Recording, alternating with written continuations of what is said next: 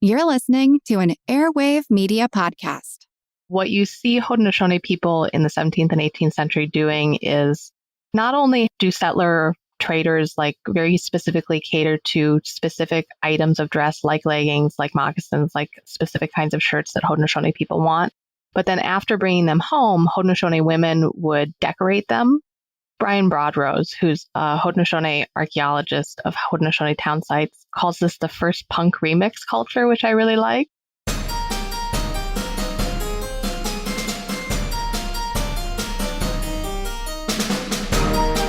Hello, and welcome to episode 406 of Ben Franklin's World, the podcast dedicated to helping you learn more about how the people and events of our early American past have shaped the present-day world we live in. And I'm your host, Liz Covart. Historians use a lot of different sources when they research the past. Many historians, in fact, I'd wager to say most historians, rely on primary source documents.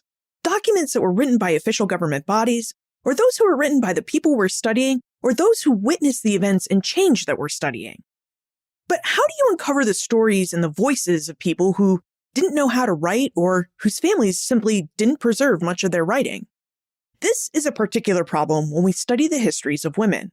Even among women who did know how to write, their families often didn't preserve or keep their writings. So historians who study women usually have to read between the lines of records created and maintained by men, and they have to examine other types of primary sources.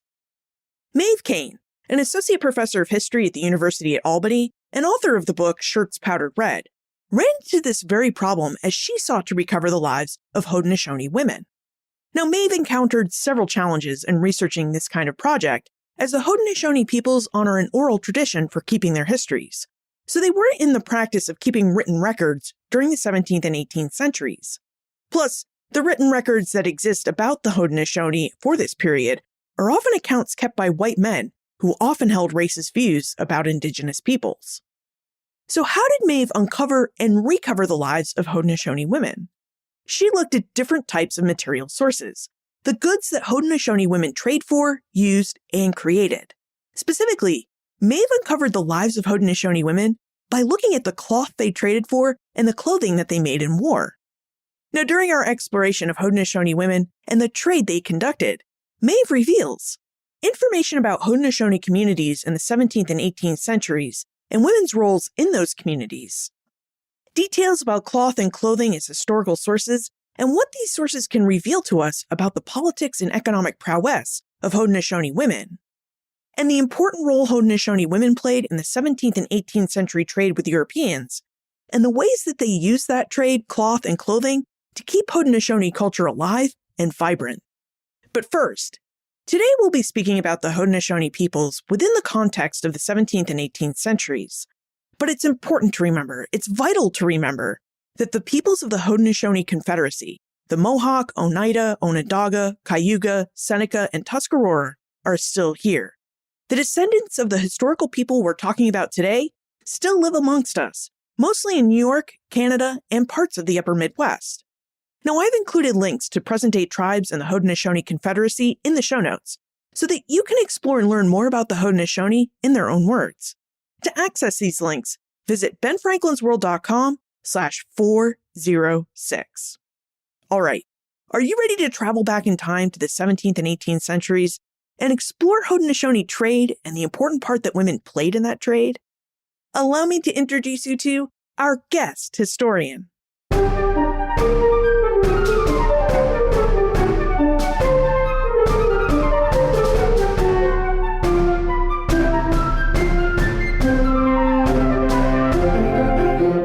Joining us is an associate professor of history at the University at Albany.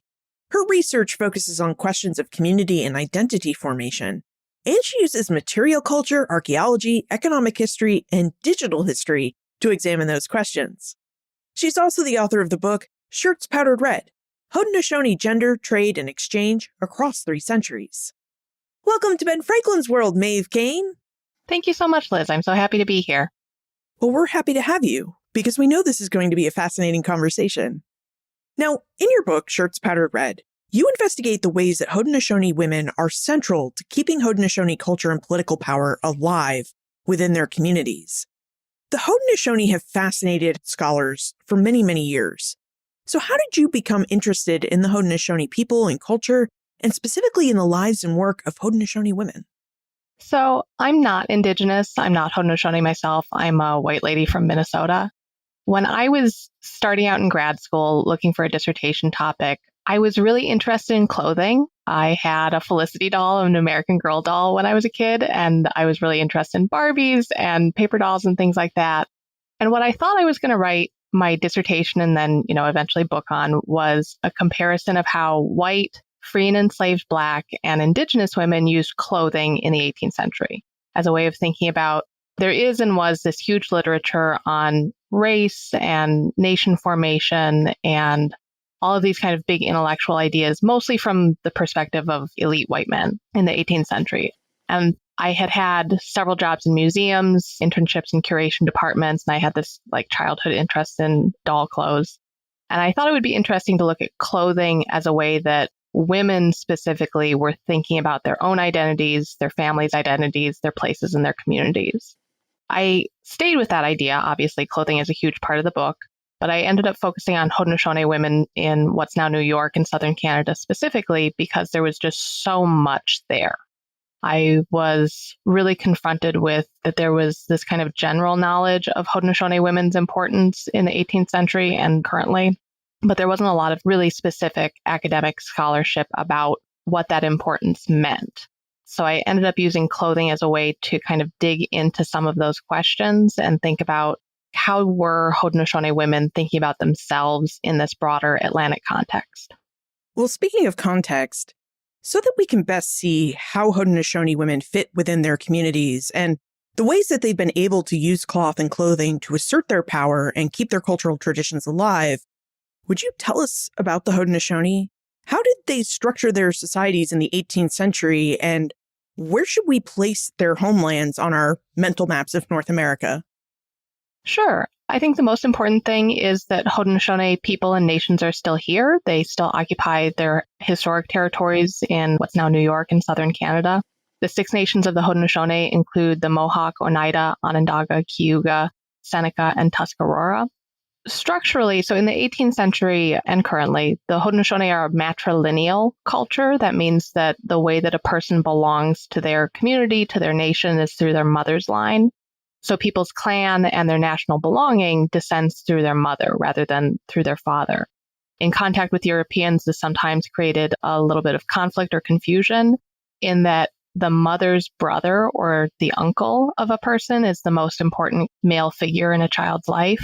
Whereas for patrilineal cultures like European cultures, a father is the most important person. And in diplomatic conversations, you see this sometimes conflict between who's called a father and who's called an uncle and how is that deployed. And I think that speaks to just the ways that this cultural disjunction kind of played out in contact situations. The Haudenosaunee are a matrilineal society, so what kinds of roles did Haudenosaunee women serve in their communities during the 17th and 18th centuries when they were having regular contact with Europeans? Haudenosaunee culture is structured a lot around ideas of balance and reciprocity. So the creation story really emphasizes balance between the human and non-human world. In governance and in community governance, there's a real emphasis on balance between men and women. It's not a matriarchal culture. It's not a culture where women rule, but it's a culture where women's voice in consensus-based governance is really important. And you see that play out. Men are often outward-facing in cultural interactions with Europeans in the 17th and 18th century, but there's a real emphasis in internal decision-making on the voice and the role of women. And you see this particularly after the American Revolution in the early 19th century, where Americans are really frustrated with the presence of Haudenosaunee women. They think that the presence of women means that a space is not political or not diplomatic. So they got really frustrated that Haudenosaunee people insisted on women's presence at treaty conferences because that voice and that consensus-based governance was so important. Now, from your book, Shirts Powdered Red, we get the sense that two of the significant functions that Haudenosaunee women perform in their communities is this keeping a balance within their communities and keeping alive Haudenosaunee culture. Would you tell us more about women's work within the Haudenosaunee communities to keep their distinctive culture alive? Yeah, so part of this is formal knowledge keeping. Women kept knowledge, kept oral histories the same way that men did. Women were also involved in the creation and keeping of wampum. Wampum is a really significant kind of diplomatic, political mnemonic device. It's shell beads that are woven into belts or into strings and used as kind of a physical symbol of an agreement or an event. And women were the primary ones responsible for weaving and creating these wampum belts. And then there would be male wampum keepers. So women are involved in formal knowledge protection and creation. They're also involved in the domestic work of what we would call reproductive labor, of clothing families, taking care of children, educating children. That's not often thought of in explicit political formal terms, but is a really foundational part of like how cultures are transmitted. How do you learn how to be Haudenosaunee? How do you learn who your community is, who your nation is? Well, you've mentioned clothing, so let's talk about clothing and cloth and how you were able to use these items as historical sources. So, as she mentioned, Maeve uses clothing and cloth to access the voices of Haudenosaunee women. Maeve, how and why do cloth and clothing serve as great historical sources and windows onto the Haudenosaunee past? How were you able to read and use cloth and clothing to better understand the lives and experiences of Haudenosaunee women during the 17th and 18th centuries? Cloth and clothing are inherently political. So we're recording this right after the 2024 US presidential election. I think people understand the politics of clothing when it comes to things like slogans on hats or on t-shirts. It can be explicitly political in the words that are written on clothing. But clothing is often implicitly political in the way that it positions a person in their community. Like when you get dressed in the morning, you don't think about, I am going to make a political statement with this hoodie that was the last clean thing on the laundry pile. But people do understand if you show up to work in a blazer and jeans, that means something slightly different than a t-shirt and muddy track pants or whatever. So there are these implicit messages that we convey through our clothing that we make every single day. So for historians thinking about groups that might not have left a lot of their own written records, like marginalized and poor working class whites, enslaved Black people, Indigenous people, clothing can be a way of accessing what were the choices that those people were making on a daily basis. Why were they making those choices? There's some absolutely wonderful work done by Haudenosaunee scholars like Brian Rice and Susan Hill that get at these questions through oral history, and that's wonderful. I'm an archivally based historian, so when I was approaching this project, I was thinking about how can I access similar kinds of questions, think about where people are making their own choices, rather than there's a lot of written archival documentation written by outsiders describing what people wore. But how do you think about that in the read it against the grain of how are people making their own choices? So before we get to the European contact period, what kinds of clothing and cloth were Haudenosaunee women using and making for their families and communities? Prior to European contact, it's mostly things made out of animal hides, leather, fur, some feathers. There's some early descriptions by Europeans of turkey feathers woven into kind of a coat-shaped mantle. But people were doing things like sewing together 6 to 8 beaver hides in like a blanket or a mantle the size of like a twin-sized blanket.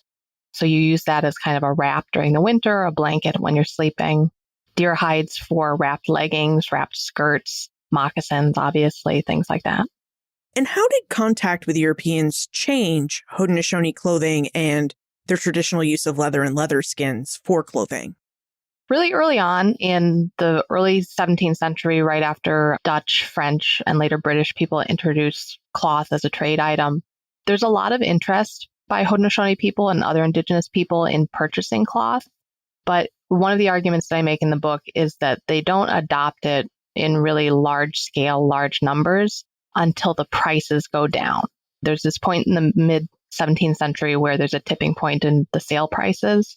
And that's when I think you see Haudenosaunee and other Indigenous people adopt cloth in the place of these previous leather and hide garments. And that's because it becomes so labor saving. So there's this tipping point where instead of using 6 to 8 beaver hides to make one person's coat or blanket, you only need one beaver hide to buy a cloth blanket of the same size. So it's like with the same number of beaver hides, you can suddenly clothe 6 to 8 adults. with the same amount of furs. So it's a huge, just radical change in the amount of work that you need to clothe a family. And in the context of this is the same time that epidemic diseases are starting to affect Haudenosaunee communities and other Indigenous communities, the Mohawk scholar Susan Hill has made this argument about the labor necessary to support communities and sustain communities through this period shifts radically because of epidemic disease. So the argument that I make is that the drop in cloth prices makes it possible for families to sustain themselves in this context, makes it possible for Haudenosaunee nations to survive through that very critical period. I was really struck when I read your book, Shirts Powdered Red, at the sheer amount of labor that could be saved by trading furs for European cloth. Would you tell us about the amount of labor that Haudenosaunee women invested in creating leather-based clothing, and also talk about the labor that they were able to save when they switched to cloth-based clothing after European contact?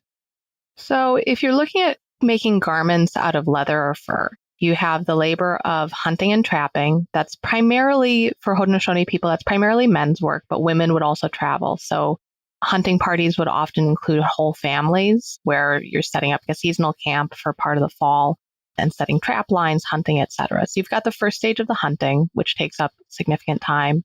Then once the animal is trapped or hunted, you have to skin it. You have to smoke the leather. You have to tan the leather, prepare it so it stays nice and supple so that the hair doesn't fall out of the furs. And then you have to actually sew it together. And with leather sewing, you have to kind of make a hole with a bone awl and then use sinew to sew it together. And this is, you can't see it on the podcast, but I'm making like sewing gestures in the air right now. There is still labor there when garments are made out of cloth. Like anybody who's done any kind of sewing knows that. But being able to reduce or shift some of that work of hunting and have, in some cases, pre-made garments, ready-made garments available for purchase really radically shifts, and especially that drop in prices really radically shifts who's doing what kind of work where and how much they're doing. When we spoke with Susan Sleeper-Smith about Indigenous demand for European manufactured cloth, before Indigenous people could really get access to the cloth that they wanted, they had to establish long-term trading relationships with Europeans. Would you tell us about the relationships that the Haudenosaunee had with the French, the Dutch, and the English colonies of the 17th and 18th centuries so we can get a better understanding of how they established long-term trading relationships with Europeans? In a lot of ways, for the Haudenosaunee in the 17th and 18th century, trade was diplomacy and diplomacy was trade. That important ethic of reciprocity and balance that I mentioned coming out of the Haudenosaunee creation story is a underlying philosophical framework as part of this, where you see in a lot of diplomatic interactions in the 17th and 18th century this emphasis on the need for reciprocity and fair dealing in both trade and diplomacy, where you can't have a fair diplomatic situation if you have traders who are price gouging, basically. And you can't have trade if you don't have a friendly diplomatic relationship. So a lot of early diplomatic encounters really included this emphasis on the need, both trade as a show of respect, of willingness to exchange in safety. Like you see this in one of the first possible encounters in Haudenosaunee territory with the 1609 encounter between Hudson and either Mohican or Haudenosaunee people. They exchange food, they exchange goods, and it's this kind of token of fair dealing and safe dealing, that people are safe to exchange in this situation. And then in the 17th and 18th centuries, you see trade is kind of the thread that connects people, and pun intended there. Trade is meant as this conduit that keeps people tied together without one dominating the other because of the emphasis on reciprocity and balance. As you were saying, trade and diplomacy often go hand in hand. And when we think about diplomacy and negotiations in the 18th century, it's likely that many of us are going to picture in our minds Benjamin Franklin going to France or John Adams going to the Netherlands and England to negotiate treaties of friendship and peace. But when we look at the Haudenosaunee context of diplomacy, women were actually very active in diplomatic negotiations. And this isn't something that we see with Europeans. We didn't see Benjamin Franklin and John Adams taking women into these negotiation rooms. They were interacting with other men. So would you tell us more about the involvement of Haudenosaunee women when the Haudenosaunee are conducting trade and diplomacy? Sure. So I mentioned earlier that consensus-based governance was so important. So in a lot of treaty situations in the 17th and 18th century, one of the expectations was that British, Dutch, French negotiating officials would offer a gift. And this is part of that token of it shows the seriousness of the intent that people have put forethought into this. Haudenosaunee would offer a gift of wampum in return as a symbol of this is a serious diplomatic negotiation that some thought has gone into. And the gifts from European negotiators to Haudenosaunee communities in this setting often included things that really specifically were intended for women. So things like needles, thimbles, children's shirts, women and children's stockings, things like that. And it's part of recognizing that the entire nation is part of this negotiation, that there has to be consensus broadly within the community or the nation in order for the treaty negotiations to be successful. And in a lot of ways, modern Haudenosaunee leaders talk about treaties as this sacred thing, that the process of the treaty negotiation itself is sacred. Wampum is a sacred item, so including that is part of this symbolic weight of people coming together. And then the terms of the treaty itself is sacred as well, because it's about this recognition of nationhood, it's recognition of the consensus and the good mind of the community in agreeing to the terms of that treaty. And what about the role of women to facilitate these meetings of trade and diplomacy with food? It struck me that Haudenosaunee women prepared a lot of food to help make these diplomatic and trade meetings go smoothly. I looked for that piece quite a bit, the question of how women are involved in preparing food. We know that they were there. We know that women were involved in preparing food, but they're often not visible in European written descriptions of it, so it's kind of hard to uncover that. The dish with one spoon is a really important political, philosophical metaphor in Haudenosaunee governance and philosophy. The dish with one spoon means that all people, from an ecological perspective, people use the common resources of the world, and the one spoon is you have to share, you have to take turns. And that's a metaphor that shows up in a lot of Haudenosaunee speeches in diplomatic contexts of the 17th and 18th century, and women are primarily responsible for preparing that food. Clan mothers and faith keepers in Haudenosaunee context were sometimes called the cooks of the chief, because they were responsible for preparing food for these large gatherings, both with outsiders and internally for Haudenosaunee communities. So food is a really important part of the metaphorical diplomacy that's at work and the physical diplomacy that's at work, and creating this space for this consensus governance and agreement to happen. But it's really hard to see archivally. So I don't have a lot of detail on how that actually worked on the ground, unfortunately. So once the Haudenosaunee have established trade relationships, they've conducted all the diplomacy, and they have established these relationships that they need to conduct trade, what did they trade for? Stessa is curious to know what kinds of goods the Haudenosaunee traded for. Yeah, thank you for the question, Stessa. So an earlier generation of scholarship, and I think kind of the stereotype of what the fur trade looks like, is that Native people were trading for guns and for alcohol. That's certainly a component of the trade. But when you look at both the numbers of things, items that people are actually buying, and the value, like the amount that they're spending on different categories of things, I think it should really more properly be called the cloth trade, because cloth is overwhelmingly the primary thing that Haudenosaunee people are interested in buying from European traders. And it's a huge range of things.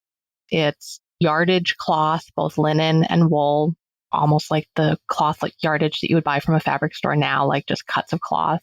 But also ready-made things like linen shirts, later calico shirts, calico cotton printed shirts, ready-made leggings, so not knitted stockings the way that Europeans are wearing, but like cloth that has been sewn and wrapped to wrap around a leg, almost like a leg warmer. Sometimes coats, and sometimes even moccasins, like ready-made moccasins from European traders. And they're really specifically things that fit into Haudenosaunee contexts. These are not items of clothing for the most part, with the exception of coats that Europeans are wearing, but they're made by Europeans or settler traders specifically for sale to Haudenosaunee customers.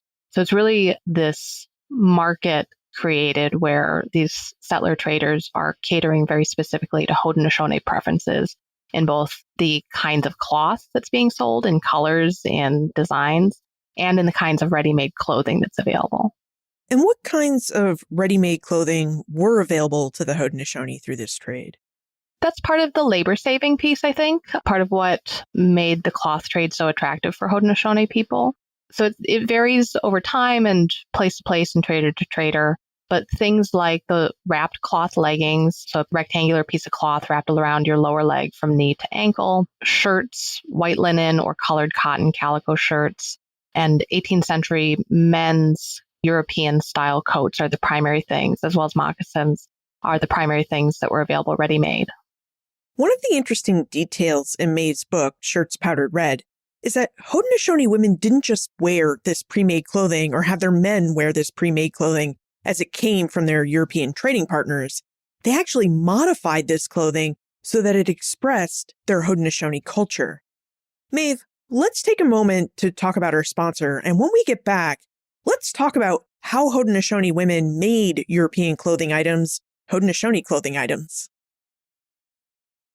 Maeve, how did Haudenosaunee women make European clothing items, those pre-made clothing items, Haudenosaunee?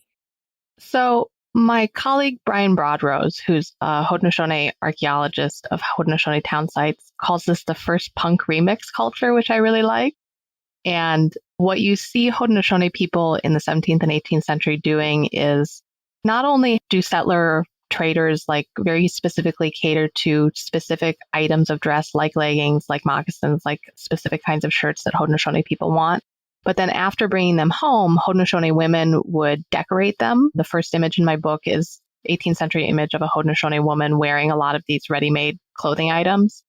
And she's decorated them with ribbons, with silver brooches. In other cases, you can see moose hair or porcupine quill embroidery added to items or worn alongside this ready-made items. And it becomes about the embellishments and the details. One of the things that I think the labor-saving component of buying cloth and clothing from European traders is so important is that it makes space for this very specifically Haudenosaunee style of embellishment, that this decorative work becomes a component of cultural sovereignty in the 18th century. How shrewd were Haudenosaunee women when it came to trading? Did European men who were in charge of the European side of this trade ever try to take advantage of the fact that on the Haudenosaunee side, women were actually the ones in charge of negotiating for trade goods? I think there's a real tension there. Part of the work that I do in the book is going through these itemized account books, which are specifically the name of who bought what, when, for how much. And half of the people buying from these European traders are women, so they can't be ignored. And you see that also in like the terms of the trade. Women don't get different prices. There doesn't seem to be any conflict over who's doing that trade. Specifically in New York, that's in part because under Dutch law, women could trade independently on their own. So that's part of it. But that's true in the English period and with English traders as well. So part of this is European traders can't ignore women's economic power. They trade on their own account in their own cultures. They bring a lot of furs and other things to market, so they kind of have to be dealt with. But the tension is the English take over New York in 1664, and after that, it's under English law. And what you see after that is over the course of the 18th century, Indigenous women lose their names in a lot of these account books. So like they're still there and they're still noted as these traders, but they less and less over the course of the 18th century are noted by their name. And they're often identified as so-and-so's wife, so-and-so's mother, things like that. So it's this tension between the on-the-ground reality that European traders needed to make money by trading with these women and trading with them on their own account. But there's this cultural sense that they're not really their own person. And I think that you can kind of see colonialism in action in that way. In Shirts Powdered Red, you talk about the power that women built through trade, especially through the Albany-Montreal trade. For example, you discuss the remarkable stories of the Desaulniers sisters, the widow Daguenot, and different Haudenosaunee women and how they built trading empires. So would you tell us about these women and about the Albany-Montreal trade? I love the Desaulniers. They're some of my favorites.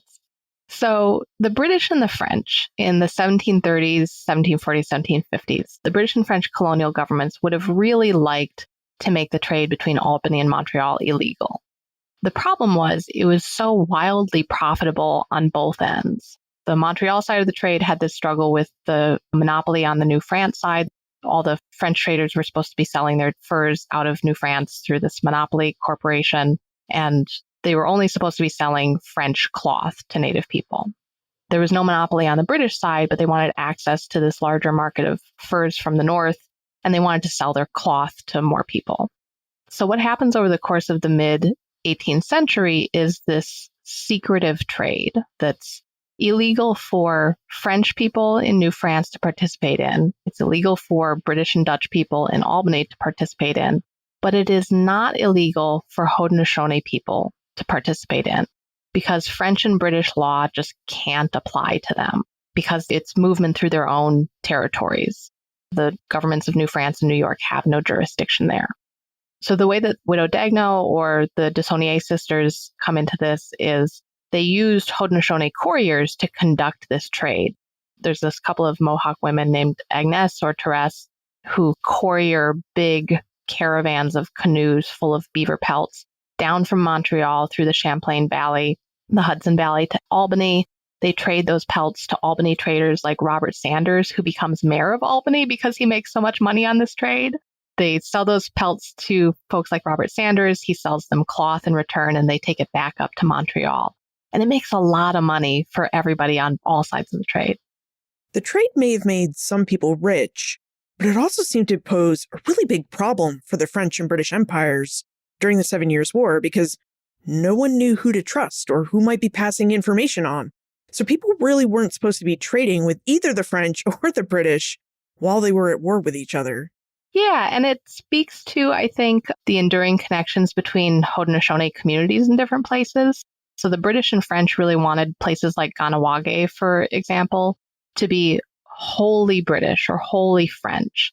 But Kahnawake really specifically insisted on the trade was part of their connection to their Mohawk Valley kin, communities like Canajoharie that remained in the Mohawk Valley of what's now New York, and that the British and French could not outlaw that trade because it was about Kahnawake and Canajoharie's connection to one another.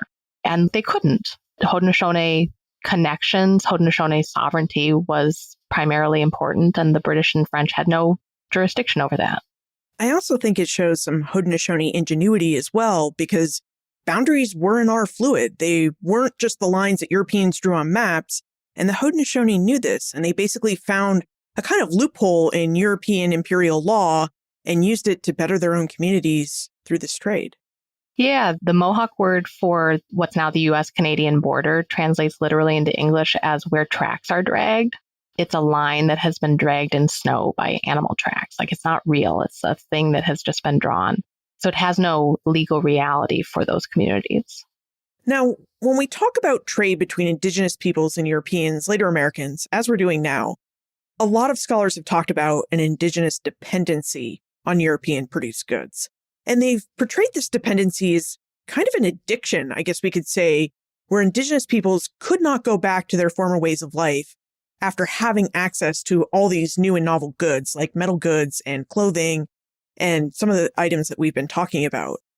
Maeve, as someone who has studied the Haudenosaunee trade extensively, would you tell us whether you saw any signs of Haudenosaunee dependency on European goods and whether dependency and this idea of dependency is still a framework or lens through which we should be looking through when we talk about and examine European and Indigenous trade? That was the main driving question that brought me to this project. That was, and in some places still is, kind of the central argument that scholars make and have made about the trade. I would say that Haudenosaunee and other Indigenous communities in the 18th century were reliant on the trade. It's a commercial culture, just like a lot of other places in the early modern Atlantic world are commercial cultures. I think one of the issues with that dependency argument, though, is that in some ways it's used to blame Indigenous people for the effects of colonialism. It's used to position colonialism and damage to Indigenous cultures as inevitable, and that Indigenous people are to blame for that. That use of European cloth and clothing were in some ways inherently damaging to Indigenous cultures, that Indigenous cultures inherently can't change and remain Indigenous. And I think it's used as a cover for the fact that things like coercive land treaties, dispossession, illegal settlement on Indigenous lands And outright violence during the American Revolution was used to push people out of their territories, out of their lands. And in the Haudenosaunee case, I think there's more than a century of trade without that violence, where Haudenosaunee people were in control of their own territories, were in control of their own communities and trade. And it's not until the American Revolution that you see this huge, precipitous land loss. And that's an outcome that's coming from very specific choices by the Continental Army to use violence against Haudenosaunee communities. So I think positioning trade as somehow inherently damaging to Indigenous communities really downplays other kinds of colonial violence. Because you can absolutely, and one of the arguments that I make in the book, is that there was for more than a century trade without dependence, trade without culture loss. Because cultures can change over time. And one of the ways that you see that is the ways that cloth and clothing garments were integrated into Haudenosaunee communities in ways that were radically different from how contemporary European and settler communities were using them. Yeah. And one of the things that we see when we study trade, especially with Indigenous peoples, are the different ways that Indigenous peoples have incorporated European goods into their lives in ways that Europeans just never imagined. Whether it was turning metal pots into jewelry by melting them down, or like you've said earlier, adjusting cloth and clothing so that Indigenous elements are added to it, and these pieces of cloth and clothing are just more aesthetically pleasing and culturally relevant to Indigenous peoples. Yeah, so the title of my book, Shirts Powdered Red, is from this 18th century description of Haudenosaunee clothing by Pierre Pouchot, who's the French commandant at Fort Niagara in the 18th century. And I picked that as the title of the book because I think it speaks to the real discomfort that Europeans had with that Haudenosaunee reuse. Pouchot's description kind of combines this fascinating anthropological detail, like he's really fascinated by the details of what this Haudenosaunee man that he's looking at and describing was wearing, including a white linen shirt that had been powdered red with vermilion pigment, with this real discomfort of a white linen shirt for European men is like the foundation of white masculinity at the time, that somebody is kind of civilized, adult, has political power in their community, is recognized as kind of a political actor.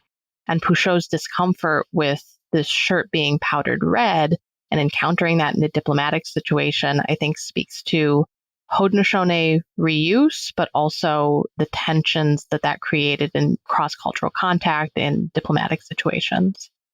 Could we explore this discomfort that European men had a little bit further? I think in Shirts Powdered Red, you call it European material civility, which is a term that you use to describe the ideas that Europeans had about how the goods Haudenosaunee women traded for should be used. And then, of course, their ideas about the actual ways that Haudenosaunee women used European goods. Yeah, there's a huge literature, scholarly literature about how Europeans are thinking about goods, and the consumer revolution literature is quite old by this point. And Europeans have this sense by the 18th century and the 17th century as well, that you have to be civilized in order to be Christian. And the French, the British, the Dutch are all very interested in the Christian conversion of the Haudenosaunee specifically. The French and the British, especially in the 18th century, because of the Haudenosaunee physical position between New France, New York, and the other British colonies. But also the Haudenosaunee are one of the largest military powers. They're very significant diplomatically to negotiations with other Indigenous nations. It's so extensive, in fact, that the British call the Haudenosaunee several times across the 18th century the key to all North America. So they're very invested in this idea of converting the Haudenosaunee to Christianity is necessary to tying them to either British or French political interests, explicitly as subjects of the British or French king, or just politically as allies, because they're so concerned that Haudenosaunee political sovereignty might mean that they could make their own military and political decisions, which could be disastrous. So conversion to Christianity is at the forefront of European concerns because of these political concerns. That ties into this issue of material civility because Europeans believe that people have to be civil in order to be Christian, that you can't be Christian if you're not civilized. And civility in this period has a lot to do with control of the body, control of communities, that the body ought to be regulated in specific ways to kind of suppress natural urges. A lot of that has to do with European style laundry, European styles of cleanliness, and things like that. And clothing is a really foundational part of those ideas. Maeve, would you tell us about the evolving nature of the politics of consumption and how after the American Revolution, Haudenosaunee women were able to keep their culture alive through their material expressions, their ability to use European and American goods in ways that were the most useful and appealing to them?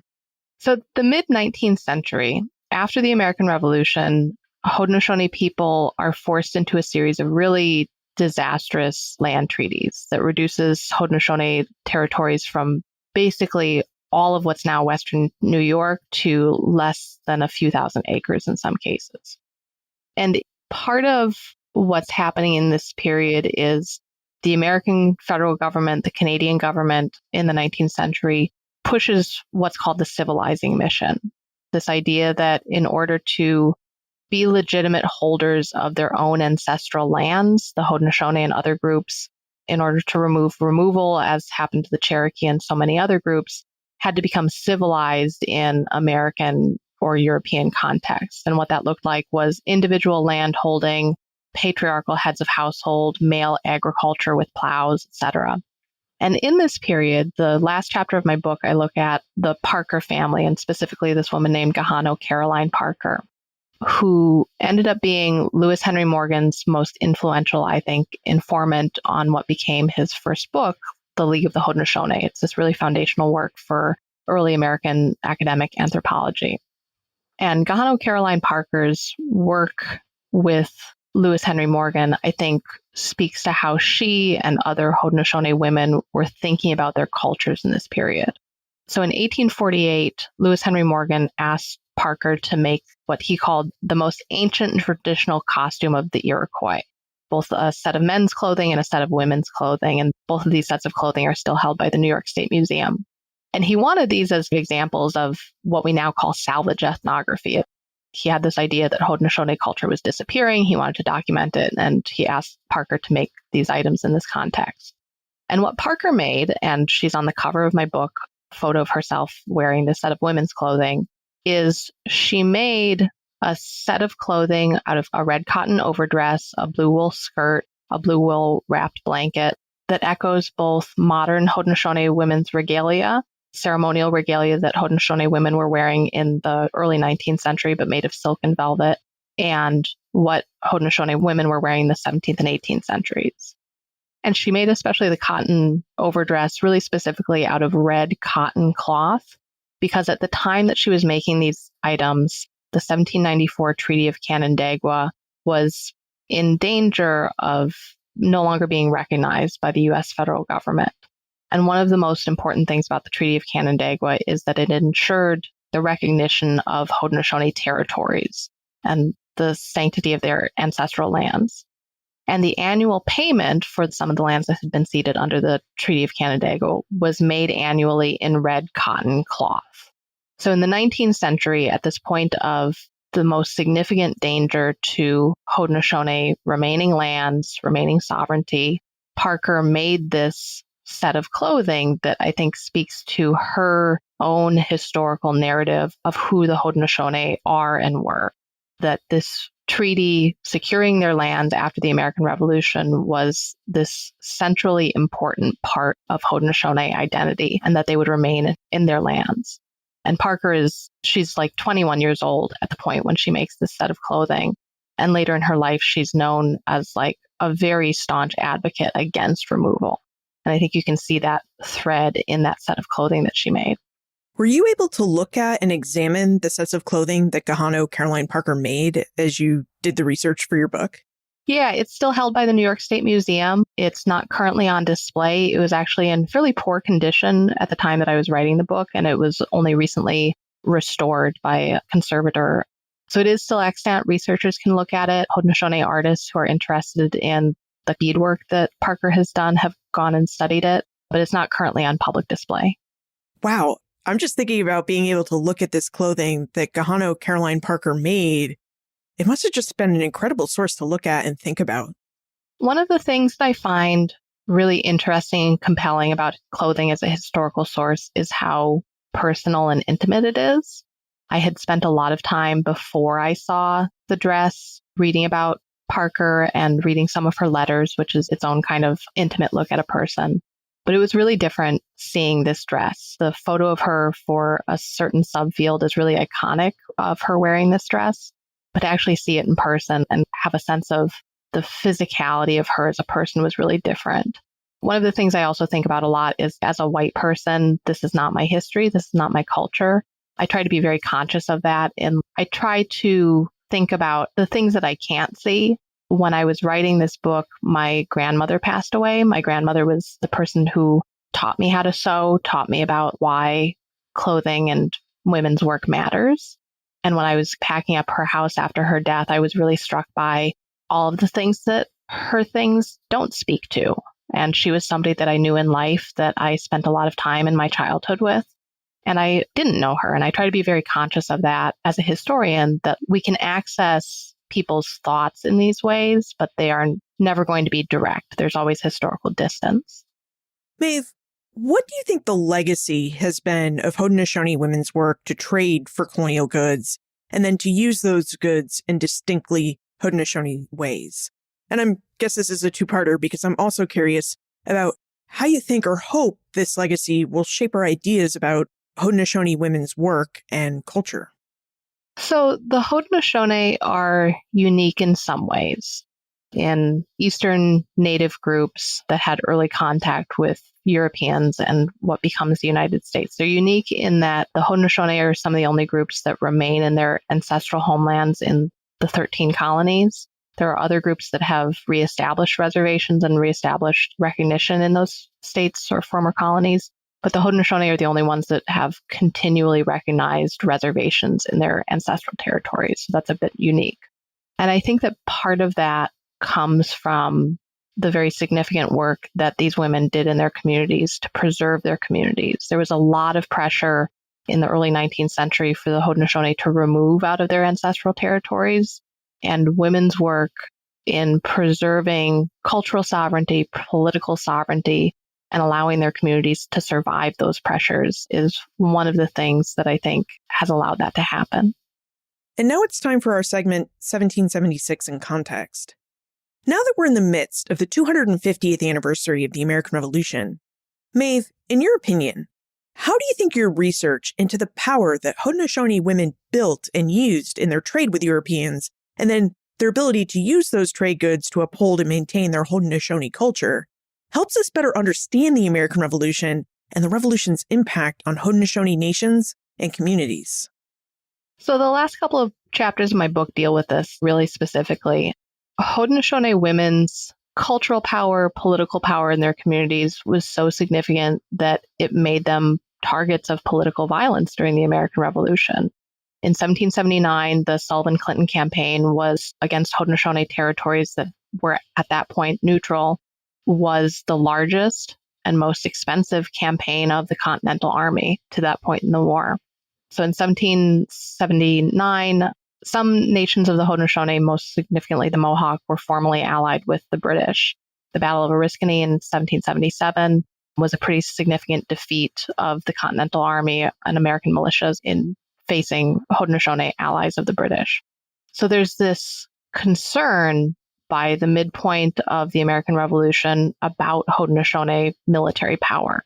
Many of the nations of the Haudenosaunee remained neutral fairly late in the war, but by 1779, those neutral nations and the British allied nations were considered so significantly dangerous to the continental efforts that the Sullivan-Clinton campaign very specifically attacked women's landholding, women's property, women's farms in Haudenosaunee territories to break that military power. So the Sullivan-Clinton campaign resulted in really a huge displacement of refugees. There wasn't a lot of casualties during the Sullivan-Clinton campaign among Haudenosaunee communities itself, but it targeted women and women's property specifically because of their pre-war power, their economic power, their cultural significance.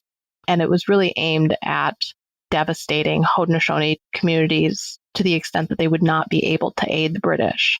They were momentarily significant. The winter of 1779 to 1780 was really devastating for Haudenosaunee refugee communities. but in some ways they were unsuccessful because the Haudenosaunee remain in their ancestral territories. Maeve, what are you studying now? Too many things. So I have 2 projects going right now. Like everybody else and their brother, I'm doing an American Revolution book because we're in the 250th. So one of the books that I'm working on is how the American Revolution has been commemorated between the 200th anniversary in 1976 and the 250th anniversary right now, specifically thinking about how people use cloth, clothing, and objects to tell those stories. So I'm looking at living history and historical reenactments and how that's kind of changed portrayals of the American Revolution. I'm also working on a digital humanities project looking at how people used ties of Christian baptism to create communities in early America. So beginning in the 17th century and going all the way past the American Revolution, how do we think about history at large scale, but also think about these kind of micro connections between people? And if we have more questions about Haudenosaunee women and their early trade with Europeans, where's the best place for us to get in contact with you? My professional website is maevekane.net, maevekane.net. And that's where I put things like links to podcasts that I'm on, places where I'm giving public talks.